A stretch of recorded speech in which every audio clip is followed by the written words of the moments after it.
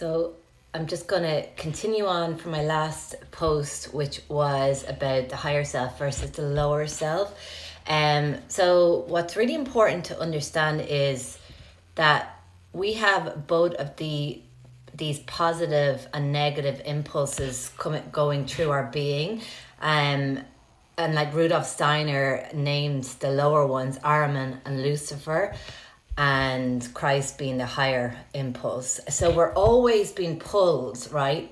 So the higher and the lower inside of us, to do one or the other. So all of our choices in life, will either be like, take the higher path or take the lower path. Well, most of our choices, and those impulses some days will be stronger than other days. So like some days you'll have more of a positive impulse, so it'll be easier to do the right thing, whereas other days you'll be drawn more towards the negative impulse, so then it'll be harder to give in to your lower urges, or things are not in your highest good.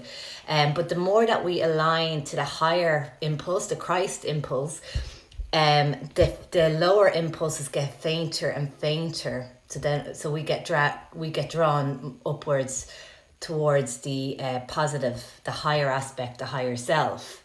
So really, what we should all be doing is, for every decision or action we're going to take, we should just take a step back and say, is this my lower impulse or is this my higher impulse? Like, how do I actually make a decision that's in alignment with the higher self? Like actually, be very honest with yourself and ask yourself, is this really in the highest good for me and for all? And like service to others is very much you're going towards the higher self, and service to self is more the lower self.